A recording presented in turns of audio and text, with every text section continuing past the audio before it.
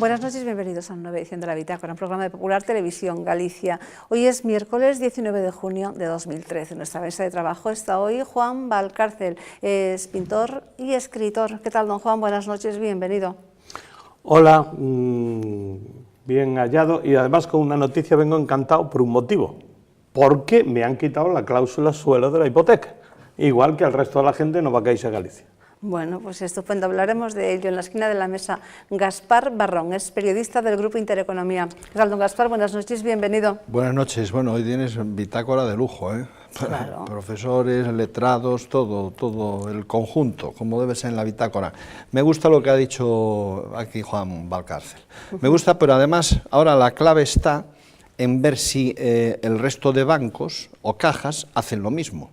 Y ya les están diciendo que tienen que hacerlo. La cosa es que quieran hacerlo, pero eso es importante. Hoy habrá temas bonitos relativos a estas cosas. Antonio Platas Tasende, es decano del Ilustre Colegio de Abogados de A Coruña. ¿Qué tal, don Antonio? Buenas noches, bienvenido. Buenas noches, Magdalena. Muy bien, pues vamos a ver cómo sale esto. Francisco Fernández Tarrío, es abogado y papá. ¿Qué tal, don Francisco? Buenas noches, bienvenido. Muchas felicidades, enhorabuena por ese niño. Ya era papá antes, sí, pero bueno, ahora es papá del niño. Ya tenemos a mi pequeño gran capitán, Gonzalo, ya vino al mundo el día 6 y todo bien. Y si me permites, antes de empezar... Que es guapísimo, por cierto, y que sí, además es un santo, parece, ¿no? Como dice un buen amigo mío, es muy guapo, salió a la madre. Bueno, hay que aceptar las críticas. Y le digo que me gustaría también, además de esta estupenda noticia, dar un saludo especial a una parroquia pequeñita de mi tierra, la de la Virgen de las Angustias en Cacabelos, en El Bierzo, y en especial a su párroco, a Jesús, que fue profesor mío y me consta que hace una gran labor, y son todos unos grandes bitacoreros en esa zona. Yo sé que en El Bierzo se nos ve muchísimo. Así que un saludo para el párroco, para Jesús, que fue profesor mío también. Como sabe don Antonio, tengo especial querencia en saludar a mis profesores, y un abrazo desde aquí para toda la parroquia. Porque él también fue, ¿no, profesor? Yo siempre digo, y lo digo aquí públicamente, que él es un gran culpable de que yo sea abogado, porque me metió el gusanillo de la abogacía estudiando en la Facultad de Derecho de La Coruña Mercantil. Don Antonio, ¿qué se siente teniendo así al lado ahora alumnos así? Y para mí ¿verdad? Fue un descubrimiento encontrarlo aquí, sabía que le iba bien, y que se haya convertido ya, lo es, en un abogado. En un hombre, ¿no? Sí, en un referente en la abogacía. Sí. Pues nada, estupendo. Empezamos entonces con el primero de los temas, un tema realmente importante, la Comisión de Investigación en el Parlamento de Galicia, que parece que no va a disponer de la información solicitada al Banco de España. Hablábamos de esto ya en programas pasados. Vamos a ver esta pieza. El Banco de España y la Comisión Europea decidieron no facilitarle al Parlamento gallego los informes que pedía sobre la fusión de las antiguas cajas gallegas. Lo consideraron información reservada. La Xunta, en cambio, sí proporcionó la información que se le pedía, aunque puso condiciones. Sigue siendo información reservada, a la que solo pueden acceder los diputados en una sala específica y que no pueden fotocopiar ni divulgar. Algo que para la oposición resulta una precaución innecesaria. Los socialistas reclaman la publicación del informe de KPMG, que avaló la auditoría de la Xunta sobre las cajas gallegas. Non hai nesa auditoría ningún risco a hora de, digamos, poñer en evidencia ou trasladar estrategias reservadas de Nova Galicia Banco. Ningún. Polo tanto, evidentemente, os intereses son outros. E os intereses é que esta fusión se fundamentou nunha gran mentira articulada polo señor Feijóo e pola señora conselleira de Facenda en aquel momento, e hoxe nada máis e nada menos que secretaria de Estado de Orzamentos, a señora Marta Fernández Currás. El Partido Popular, en cambio, recuerda la negativa de los otros organismos y afirma que si no fuera por la información remitida por la Xunta, no habría prácticamente nada que analizar. Eu creo que é mellor poder acceder, suxeito a reserva, que non poder acceder, que é o que nos levaría á conclusión a que chegaron todos estes servicios xurídicos, nada menos que da Comisión Europea, do Banco de España, da Comisión Nacional do Mercado de Valores e tamén da propia entidade Nova Galicia Banco. A partir de aí, o que podemos facer os diputados é darnos conta de que foi o que pasou e, sin dar datos que están ali plasmados, poder chegar a conclusións de como se desenvolveu este proxecto. Además, considera suficiente la información de la que disponen varios informes y auditorías, además del plan de negocio final elaborado por Price y Deloitte. Bueno, ¿qué les parece el que esta información tenga carácter reservado, tanto por parte nunca de es positivo, Europa? Nunca es positivo. Siempre luz y taquígrafos, como hemos oído siempre. En cualquier caso, pues es cierto que la aportación por la Xunta de Datos es lo que ha permitido que ahora se sepa algo, porque ni el Banco de España ni la Comisión Europea permitieron acceder, ni Caixa Galicia, a esos datos. Yo no sé en qué medida la Ley de Protección de Datos impide también entrar ahí, pero yo siempre pensé que la información reservada lo era en aspectos internacionales, en aspectos diplomáticos y no en aspectos económicos, no veo por qué no. En el fondo, y dejo paso a mis compañeros, yo creo que todo esto trasciende con contenidos electoralistas, como siempre. Hay que atacar unos a otros, cuando lo que importa es pues, estudiar lo que ha ocurrido ahí para que no vuelva a acaecer y ver si se solucionan los problemas en la línea de que no haya perjudicados. Me sorprende que la única aportación lo haya sido por la Xunta. Eso sí que me sorprende mucho. Sin la Xunta no hubiera habido esta comisión. ¿Pero para quién esa información? ¿Solamente para los parlamentarios en una sala? Yo quiero saber qué pasó con las cajas. Yo quiero saber, pues, oye, ya que nos costó tanto, ya que hemos pagado tanto con nuestro dinero por las auditorías, yo quiero ver qué dicen esas auditorías que validaron los balances de las cajas. Yo quiero saber qué hubo ahí. Yo creo que el ciudadano tiene derecho a saberlo. Yo también opino que sí. Si tiene carácter confidencial, si es reservado y también es confidencial las indemnizaciones a directivos y todo lo que tiene que ver con las cajas, óigame, es que hemos perdido algo, al parecer, muy importante. Entonces, yo no lo entiendo. Voy a abundar un poquito más en ese argumento. Hay un argumento esencial. Cuando se produce la fusión de las cajas reciben una inyección de dinero público, o sea, dinero de todos nosotros, una inicial para esa fusión, si no recuerdo más, de 1.196 millones de euros. Hasta la fecha en Nova Caixa Galicia se han metido dinero público del orden de unos 9.000 millones. Claro que yo creo que hay un deber de información, porque es un dinero de todos los contribuyentes. Yo creo que se debería saber, estoy con mi querido decano, que las valoraciones económicas que no afecten a la estrategia o a la línea de negocio de una entidad, que estoy de acuerdo que si se plasman públicamente puede afectar al negocio en sí, pero en este caso no estamos en este supuesto, estamos en que los ciudadanos queremos saber, primero, ¿por qué se inyectaron 1.196 millones de euros del dinero público del FLOP para autorizar una fusión que luego ha resultado catastrófica? Que recuerdo que en aquellas épocas se hablaba de la fusión en aras a mantener la galleguidad de las cajas, por ejemplo, y luego un aspecto fundamental que me gustaría resaltar aquí para el debate, dejarlo en la mesa para el debate, que es, no nos olvidemos que los productos híbridos, las participaciones preferentes y las subordinadas, entre otras cosas, se les daban a la firma a los clientes, es decir, parte de la decisión que tomaban para firmar eso, los que pudieron leer los contratos, eran los balances de las cajas, y en algunos casos hasta los balances del primer semestre de 2009, en el que se decía que la caja era solvente. En el primer trimestre de 2010 se solicitó una ayuda de 1.196 millones de euros porque las cajas estaban quebradas. Entonces, yo creo que es lógico y normal una demanda ciudadana que nos diga, ¿estaban esas cuentas saneadas o no? ¿Quién las auditó? El ejemplo de Bankia, no puede ser que pase en una semana de ganar 300 millones de euros a declararse un agujero de 3.000 millones. Claro que necesitamos esa información y yo creo que eso no afectaría a la línea de negocio de las cajas.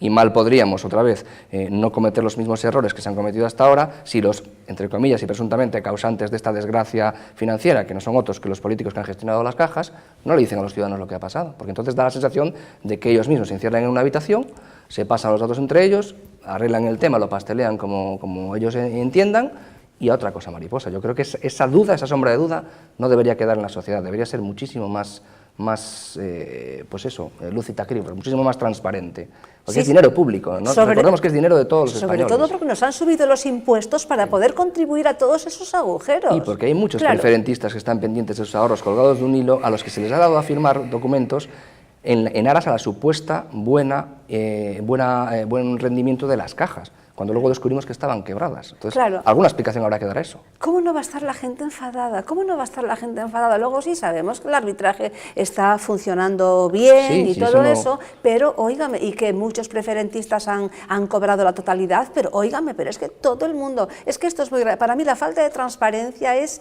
algo por lo que yo desde luego no lo puedo admitir. Don Gaspar. Pues mira, el asunto me encanta. Nosotros en la escaleta hoy teníamos secretismo en la Comisión de Investigación de las Cajas en el Parlamento de Galicia. En principio, estamos en un momento en el que es necesaria la transparencia, dicha por el Gobierno y dicha por todos los órganos, ¿no? La cuestión es que me preocupa el silencio y el pacto que pueda haber entre los partidos políticos en el Parlamento, lo que no va a trascender. Si nos referimos a Miguel Santelices, pues ha dicho que muestra su confianza en que nadie va a revelar información. Bueno, pues mira, no fotocopiar, no divulgar, no comentar nada. Yo espero que algún medio de comunicación sí consiga la información y que una más los políticos se enteren por la prensa de las cosas que ocurren. Y al mismo tiempo, no solamente los políticos, sino los ciudadanos tengamos posibilidad de conocer qué es lo que ha pasado. Porque aquí tú hacías la pregunta, ¿qué ha pasado con las cajas?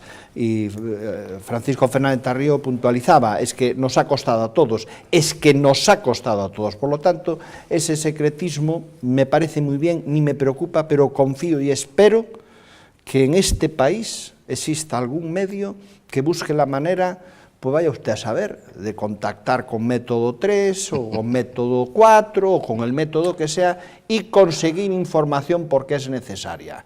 El resto es una pantomima. Puy, hasta el propio presidente, él no ha entrado ahí, Feijóo no ha entrado, y que conste que yo estoy convencido de que este asunto le preocupa, y que lo quiere llevar hasta el fondo y cumplir con su compromiso de que todo el mundo cobrará lo que en definitiva dejó en un banco. Ya no voy a decir más. ¿Qué ocurre?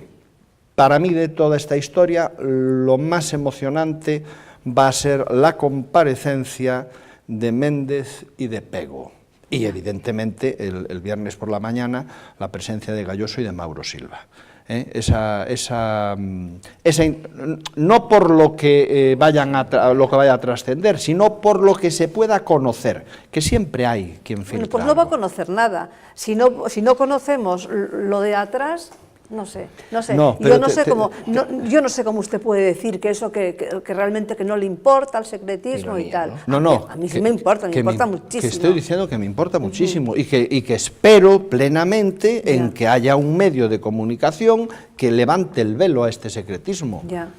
Claro que me preocupa, y digo que estamos en un momento en que la transparencia tiene que ser definitiva y que están haciendo muy mal, y dije al principio que me preocupa el pacto de silencio entre los partidos políticos. Es que cuanto más hablamos de transparencia, peor. Cuanto más hablamos de transparencia, menos transparencia. Entonces confío en que haya algún medio, algún periodista que consiga información y que nos enteremos de lo que está todavía oscuro en este... Pero el mal está hecho ya, porque si nos enteramos es un poco así, pues filtrado, como siempre, ¿no? Están quedando fatal. Desde luego, fatal, pero fatal. Nos están dando la lata con la ley de transparencia, constantemente, en los medios, todo el día, con la ley de transparencia, y en este momento, que es en estos casos, es hay que demostrarlo. donde hace falta transparencia, no la hay. Yo me gustaría apuntar que las cajas de ahorro son las entidades financieras que más dependencia política, sobre todo autonómica, han tenido, y posiblemente la tengan. Entonces, poner a los políticos a tratar de verificar información supuestamente reservada para averiguar qué ha pasado es poner el zorro a cuidar de las gallinas. Por eso te decía... Es una tomadura de pelo al ciudadano, y además yo, Juan Valcárcel Ovelleiro, tengo derecho a saber lo que ha pasado ahí, por un motivo, porque esta entidad está intervenida con mi dinero, con mis impuestos. Que sí. O sea, el Estado ha intervenido con mi dinero esa entidad, y yo me considero, en parte, propietario de esa entidad, por lo cual yo tengo derecho en saber, para saber qué demonios ha pasado ahí. Tengo claro que todo el tema de la fusión ha sido por intereses políticos esencialmente. Yo es que lo tengo claro. Hay una dependencia. ¿Qué pasa? Que saber exactamente qué intereses políticos, qué políticos están implicados en esta situación va a ser lo realmente complicado. Y por eso no dejan ni sacar fotocopias ni nada por el estilo. Ojalá viniera aquí uno como hace el de Wikileaks o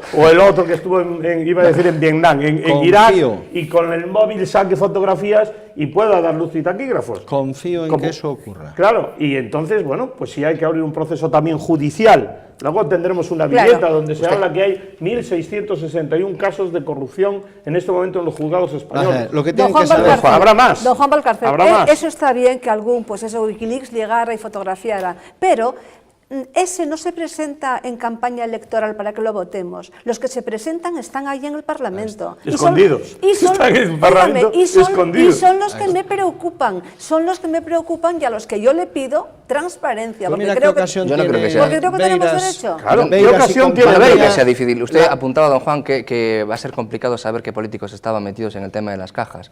Lo complicado es saber cuáles no estaban, porque es facilísimo. Porque realmente las cajas, no solo en Galicia, en el resto de las cajas públicas, estamos viendo, estaban publicándose todos los días, las financiaciones Sí, y no solo en préstamos y Galicia, concesiones no solo y en refinanciaciones Galicia, en a Cataluña, partidos vamos. políticos. Sí, sí, Entonces, sí, totalmente, totalmente. Don Antonio Platas, para pasar a otro tema ya. ¿Alguna cosita? Sí, me gustó cuanto he escuchado aquí y me parece muy acertado lo que le oía a Valcárcel en el sentido de que ¿por qué no se externaliza lo que pasó hoy? ¿Por qué alguien que no sea político? Para mí, las cajas de ahorro, en cuanto fueron fundaciones, eran un ejemplo en la sociedad como entidad. En el momento en que aparecen, se transforman en bancos y aparecen en el seno del Consejo de Administración políticos y sindicatos, surgió algo que fue muy perverso, que no lo digo yo porque también lo he escuchado, no es cosecha propia, y es que todas estas personas que accedían desde los partidos políticos ideológicamente enfrentados y que se posicionaban, lo que le preocupaba era realmente la capacidad de influencia que podían tener en los créditos, a dónde podían llevarlos, unos a sindicatos, otros a sus partidos y tal. Recordaréis que se daban préstamos para las campañas, que luego no se devolvían, que fueron condenados en Barcelona, y de aquellos lodos traemos ahora estas consecuencias. Muy antiguo. Lo que dije Bien. al principio, luz y taquígrafos. Luz y taquígrafos, pero no sé si estamos gritando demasiado alto porque parece que no se nos oye, por lo menos no se nos hace demasiado caso. En el programa del miércoles pasado hablábamos, nuestro compañero y contertulio Gaspar Barrón daba la voz de alarma para todas aquellas personas que tuvieran próximamente vencimientos de obligaciones subordinadas, este tipo de productos poco claros.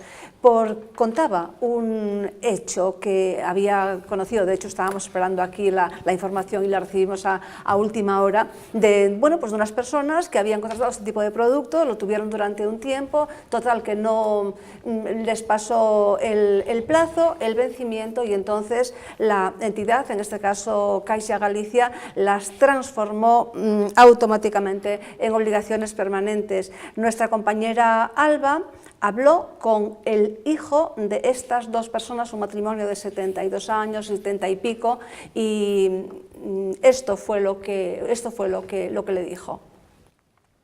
En 2005 unos familiares suyos invirtieron en subordinadas y ¿qué pasó a partir de ahí? ¿Cómo fue? En el 2005 contratan ese depósito, así se les vende como un depósito de ahorro con un vencimiento pues en el año 2013.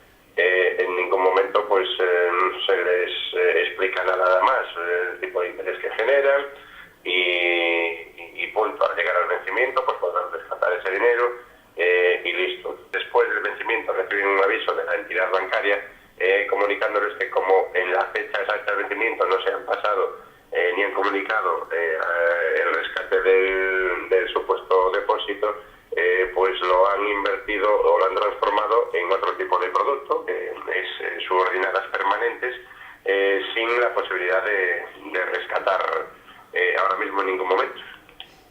Entonces, en el momento de la inversión, ¿qué fue lo que les explicaron? Porque ellos pensaban que estaban invirtiendo en un fondo de ahorro. Exacto. Bueno, todo el mundo lo que hace es ponerlo en un sitio que te dé una rentabilidad lo más alta posible y sin necesidad de jugar con el dinero. No son jugadores de bolsa ni inversores de dinero. Simplemente pues querían ahorrar un dinero que en ese momento hacía falta.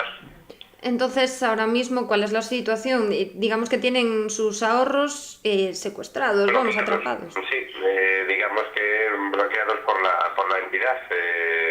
La carta que les llega pues es fuera de plazo del vencimiento, llega por supuesto sin ninguna fecha de aviso ni fecha de salida, para no poder alegar que se les avisó pues fuera de plazo. Si no te explican que es un producto que cambia de forma y que lo que tienes es producto de ahorro típico, que cuando se acaba la fecha pues tú dispones de tu dinero y de esos intereses generados y ahí se quedan en la cuenta del mismo banco, de la misma entidad, mismo todo, pues no te esperas esperas que se vaya a modificar el tipo de productos, que vuelvan a reinvertir tu dinero.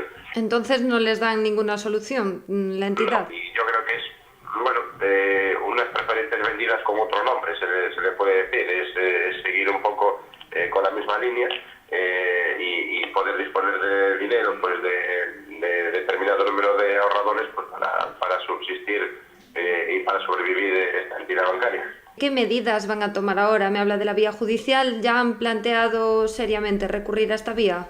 Sí, ahora ya nos hemos puesto en contacto pues con abogados encargados del tema, relacionados ya con el tema preferentes y demás, y bueno, pues habrá que seguir como particular pues esta demanda adelante, porque creo que además no se admitían demandas colectivas que tenían que hacerse como particulares.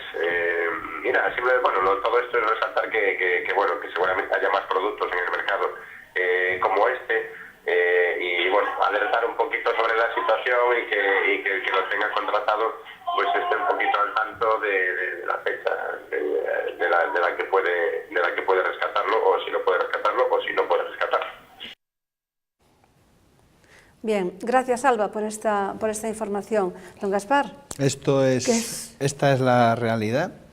Nos hemos cansado de decirlo, tanto en la bitácora sacamos el asunto, en el Cowboy de Medianoche, lo estamos repitiendo en cada programa, que todas aquellas personas que tengan algún tipo de inversión, de ahorro, lo que sea, que se acerquen a su entidad bancaria y el día de la fecha de vencimiento se personen en la entidad y que cuenten el dinero, porque voy a contar otra cosa. Hemos hablado, esto es de Caixa Galicia, ahora Novo Banco Galicia, como se llame, pero por ejemplo, Banco Santander, cuando decía nuestro invitado Carlos Díaz que se renueva automáticamente, pues yo voy a leer aquí un depósito hecho concretamente el 9 del 11 del 2012, fecha de vencimiento 9 del 5 del 2013, estamos ahí, y que pues le envían a la persona que hace esta inversión unos días antes del vencimiento lo siguiente: Banco Santander, botín. Teniendo en cuenta la evolución de los tipos de interés en relación con lo acordado, el correspondiente contrato, a continuación le detallamos el tipo de interés que se aplicará a la prórroga del depósito que se indica. Estaban pagando a un 3,12 y la prórroga la establece el banco porque le da la gana al 1,69. Pero ahora vamos al contrato, a la letra pequeña que yo he empezado a tener. Pero prórroga en el caso de que se quiera prorrogar. En el caso de que se quiera, pero es que ahora vas al contratito, ¿sí? La letra pequeña, que repito, yo he tenido que ir varias veces al oculista últimamente, sí, por lo que tengo que forzar la vista, y dice: renovación tácita al vencimiento, salvo instrucciones del titular en orden a la disposición de su importe, el vencimiento de plazo estipulado para la imposición, el banco podrá renovarla por un plazo igual al vencido y al tipo de interés, que esto es lo mejor de todo, que el banco tenga establecido a la fecha de vencimiento. ¿Vale? Si esto es lo que firmas. Para este depósito, que tengo toda la información, pues se han debido firmar como 30 hojas. Al final, afortunadamente, se llegó a tiempo, porque se llegó a tiempo y no ha pasado nada. Pero, bueno... Lo bueno, bien, lo bueno que tiene todo esto, toda esta situación, toda esta crisis, es lo que estamos espabilando y que estamos sabiendo cantidad de cosas y que nos estamos haciendo, Magda, pues, defensores de nosotros mismos. Yo creo que esto, que por favor, que no quede en saco roto, que no es ninguna broma, que esto está aquí, que estamos hablando de que a Carlos Díaz ha sido este mes. Yo tengo de una televidente, de una bitacorera, que nos lo ha mandado al Cowboy de Medianoche también, de este mes concreto. Quiero decirte que todos aquellos seguiremos insistiendo. Es que hay que hacerlo. Don Antonio Platas, ¿qué duda cabe que esa letra, no por ser más pequeña, es menos legal? Es todo, efectivamente, dentro de la legalidad. Pero, bueno, la ley de consumidores... Pero no es justo establecer todo eso. Primero, los contratos tienen un contenido y un texto y un contexto jurídico que está muy alejado de los conocimientos de los consumidores. El tipo de persona que suscribe este contrato no tiene conocimientos de esto. Te hable con cualquier abogado, con cualquier dogmático, con cualquier catedrático. Son contratos bancarios de derecho mercantil, son contratos que están muy alejados de los conocimientos normales, no digo vulgares en sentido peyorativo. Ya el nombre de preferentes se presta a que le diga es usted un privilegiado, es usted un preferente, es para clientes preferentes. El tema es muy delicado, ¿eh? Me explico bien. Sí. Esas prórrogas que se hacen diciendo podrá, no dice deberá, ¿eh? El banco, si usted no dice nada, podrá. Es decir, yo hago lo que me da la gana. Si quiero lo declaro vencido. Y al si tipo de interés que quiera. Don Antonio, nadie estamos preparados para entender todo eso, leer todo eso y demás. Lo que pasa es que todo esto, hasta ahora por lo menos, ha funcionado porque había confianza, algo tan importante. Teníamos confianza en nuestro, ya no en los bancos en general, pero sí en el empleado de banca que nos atendía, en el director de sucursal que nos atendía, etcétera. Mire, le respondo diciendo, ese principio de confianza era muy bueno en 1920 y 1950. Y yo recuerdo perfectamente cómo el consentimiento y entregar la mano y dar la mano daba lugar a una compraventa de una vaca y valía, no se necesitaría nada, no se necesitaba ningún papel. Esos tiempos caballerosos de doy mi consentimiento y mi palabra es ley, ya no existen. Bien. Hoy la firmeza se viene de un contrato escrito y todo lo demás. Mire, ya hay declaraciones donde los empleados de banca que comercializaron estos productos tuvieron el honor de declarar que evidentemente hacían lo que se le mandaba y que en algunos casos pues no comentaban más allá de firme aquí, que tampoco tenían conocimientos. Otros, pues que quizá, estos claro, los que están jubilados, los que se han retirado lo hacen sin ningún problema, pero el que está a pie del cañón se está jugando el puesto. Bien, dicho esto, vuelvo a decir que yo creo en que las direcciones desde los bancos en la cúpula se dieron en el sentido de comercialicen esto, pero expliquen esto perfectamente. Pero no hay capacidad de entendimiento del otro lado. Y la gestión de transformar los depósitos en estos productos se hacía, y termino, en unos momentos en que nadie hablaba de crisis y se podían vender al día siguiente y yo puedo retirar mi dinero, ningún problema, se lo coloco a otro cliente, pero los tiempos han cambiado. Yo tengo la confianza en la justicia y en los jueces de que esta tipología de productos hayan vencido o no hayan vencido, porque hay algunas que no las tienes ahí sin vencimiento, Gaspar, que son lamentablemente perpetuas, claro. Que esas ya nunca recobro el dinero. Yo tengo la esperanza. Los jueces de España son pero estudiosos se ve que es un engaño y eso, sensatos. Para mí porque sí. nadie quiere el dinero lo que nace ahí con engaño en el engaño. consentimiento es anulable, que es uno de los requisitos del contrato. Claro. Y ya parte uno del supuesto de que hay un dolo inicial que influye en el consentimiento, otra cosa son los plazos. Yo tengo la confianza en la rectitud, para mí probada, de los jueces, y que la respuesta judicial sea, a salvo de algún caso especial, de un inversionista que mete 300 millones de pesetas que mete 6 millones de euros, en donde la perspectiva de unos intereses muy altos.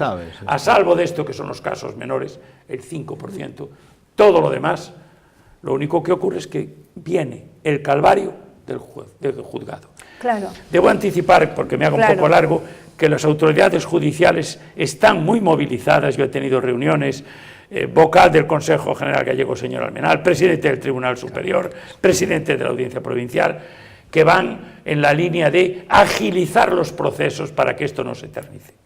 No sé si me estoy explicando. Sí. Debo decir que se ponen medios, se trata de que los juzgados tengan componentes de apoyo y se trata de que se lleve esto con prontitud. Estoy muy satisfecho de esta ayuda. Sí, en cualquier caso hay 1.800 millones comprometidos con Europa cuando se pidió el rescate para los bancos.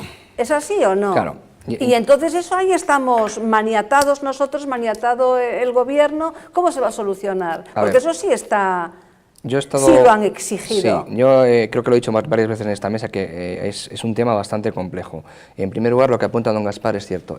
A futuro, y lo hemos hablado incluso en el programa del señor Gaspar, la gente debería ya por obligación, acostumbrarse a un asesoramiento previo a la hora de firmar un contrato y demás, para que no pase esto. Pero lo que ha pasado ahora, como bien dice mi profesor y decano, es que los contratos que se daban a la firma a las personas, muchísimas veces, yo tengo el caso de algún caso concreto, que ni el propio ofertante, es decir, ni el propio director del banco era consciente ni del producto, ni del riesgo que asumía el cliente, porque no lo entendía, sencillamente.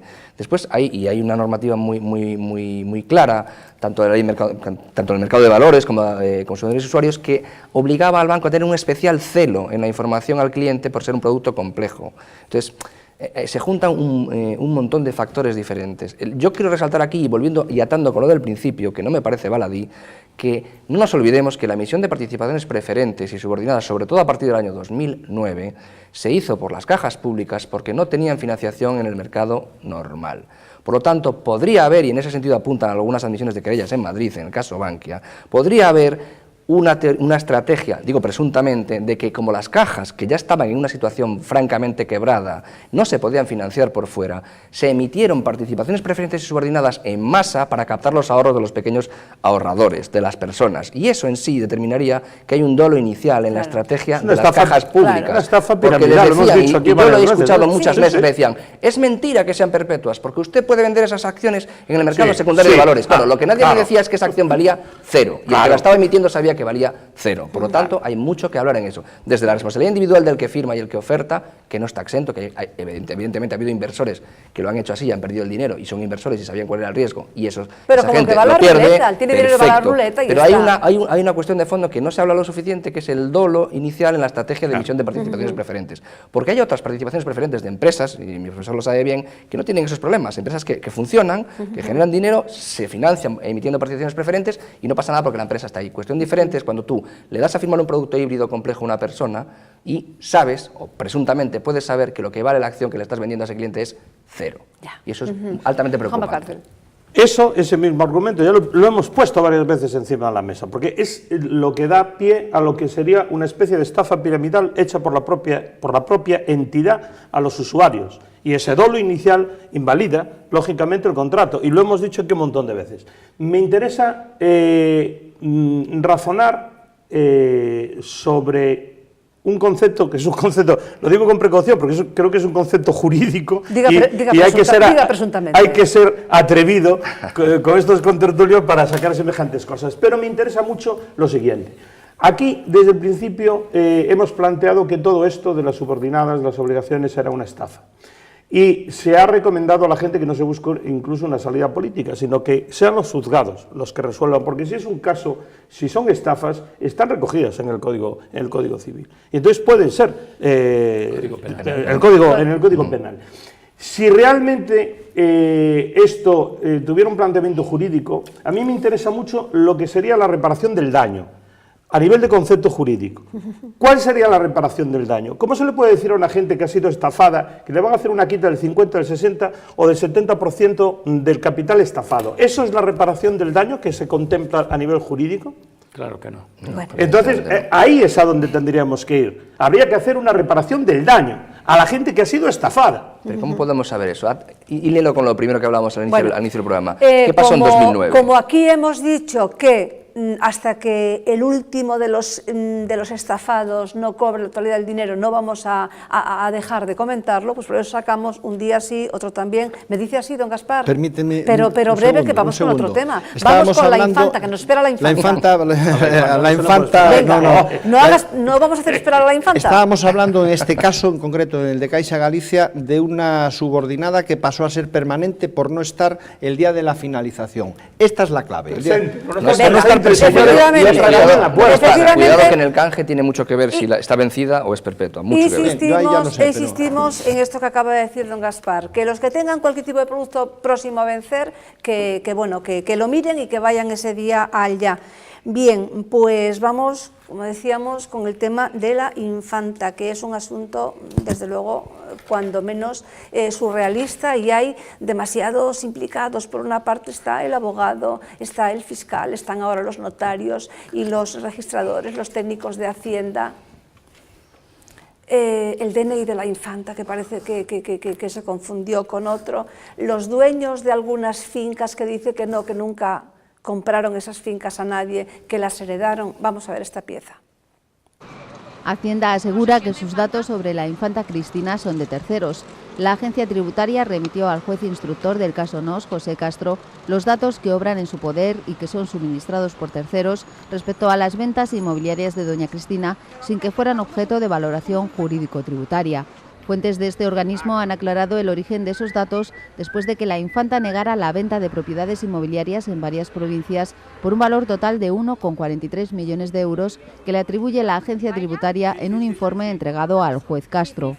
La agencia tributaria ha explicado que recibió un oficio del juez Castro requiriendo información de las cuentas de la infanta, así como de sus bienes muebles e inmuebles, fondos de inversión, activos financieros y depósitos de los que fuera titular desde el año 2002. El pasado 14 de junio remitió al juzgado la información que figuraba en sus bases de datos, recalcando que había sido facilitada por terceros en cumplimiento de los deberes de suministro que les impone la normativa tributaria. Esta mañana, en la sesión de control al Gobierno del Congreso de los Diputados, salió, como no podía ser de otra manera, el tema, le pedían explicaciones al señor Montoro y dijo esto. Lo ocurrido es sencillamente, simplemente un error de procedimiento administrativo, un error que es lamentable que se produzca, pero que se produce en un procedimiento administrativo donde se gestionan millones y millones de datos. Y un error que lamento profundamente que se produzca y en ese sentido me corresponde pedir disculpas porque se produzca. Pedir disculpas, en primer lugar, a la Casa Real, porque haya afectado a una persona de la Casa Real, que es lo que, en ese sentido, extiende y magnifica la extensión del error. Pero tengo que insistir en que los errores de procedimiento administrativo existen. Nadie puede pretender que no existan un error cuando lo que se produce, e insisto, es una gestión, por cierto, la que hace la agencia tributaria, muy eficiente de millones y millones de datos tributarios. Pero añado, eso no perjudica la calidad del proceso judicial. Es un error que, por tanto, no tiene mayor alcance en términos de lo que significa esa calidad del proceso judicial. Y lo que ya no es de todo punto inadmisible es que se utilice en clave política. O sea, eso ya no viene absolutamente a cuento. Bueno, es que esto es increíble, no se sostiene, no sé qué pensarán ustedes, pero bueno, es que me deja sin palabras. Me interesó mucho cuando oí esta noticia, lo del famoso error de la confusión entre el DNI de la infanta y el del resto de los mortales. Que, por cierto, Rosa Díez hizo una manifestación diciendo esto no pasaría si tuviera un DNI como los demás. Exacto. Porque tiene un DNI especial. Y entonces me interesó saber por qué tenía un DNI especial. Sí. Y me encontré con lo siguiente. El DNI, tal y como lo conocemos hoy en día, el Documento Nacional de Identidad, lo instauró Francisco Franco en 1944 y el primero, el número 1, fue para él, en 1951. O sea, el número 1 para Francisco Franco, el número 2 para doña Carmen Polo y el número 3 para Carmencita Franco, la hija del general Franco. Después, en 1965, el número 10 se le dio a Juan Carlos y el 11 a Sofía. En 1980 a las infantas Elena, a la infanta Elena se le dio el 12 y a Cristina el 14.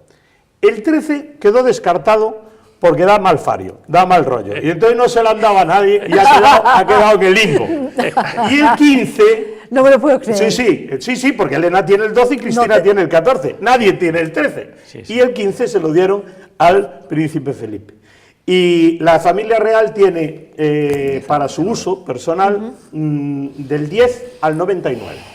Entonces, todo esto me pareció tremendamente curioso, me pareció muy simpático, Y eso, además, yo no lo conocía, es la primera. Supongo que como la mayoría de los españoles, nosotros creímos yo no tenía ni que toda idea. esta gente tenía un DNI como los demás. Pues no, tiene un DNI especial. Creo que es sometido a unos regímenes fiscales, Esa es la clave. además, especialmente. Ahora, que el señor Montoro me explique cómo un funcionario o cualquier ser del mundo es capaz de confundir un DNI de 2 dígitos con uno de 5, 6 o 7. O sea, ¿cómo es posible eso? Porque si son 7 dígitos, no sé cuántos tenemos, 36 millones de euros, te puede bailar un número, claro. pero entre tener el 14 a tener toda la ristra de números y letras que tenemos el resto, pues yo no creo que pueda haber confusión ahí. No me creo yo lo de la confusión, y dicho por Montoro, con esa cara y ese tono, menos todavía. O sea, no me lo creo para nada. Sí, pero además no habría sido un solo error, porque sería un error por cada finca, ¿no? Serían 13 errores. Lo dijo muy bien Onega. Raro, raro, raro. Muy raro. Y no sé si hasta inventado. Porque, ¿de qué manera ahora creemos que la infanta Cristina, pobre, fíjate, le dicen que tiene tal?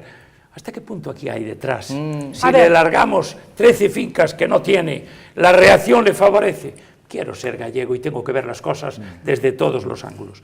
Pero bueno, el señor Montoro dice que es un error administrativo y yo, pobre ciudadano, gracias que no soy un súbdito, con Hacienda soy un súbdito, porque como tenga yo un error, eso no lo lava nadie. Como te pago vale un intereses número. y gastos y multa y sanción y revisión Pero puede y prensa. Dígale Pero a puede Messi, tener por ahí fincas que usted no sabe que las tiene. Yo porque... pienso que puedo tener algún caserío que no conozco y deseo. Pero ahora yo me voy a Messi, ojalá lo defendiera y le diré, no te preocupes, fue un error. Lo arreglamos. Dígaselo usted a Hacienda así. Pero aparte hay renovaciones particulares. Volvemos enseguida para continuar hablando de este tema tan interesante, de la infanta.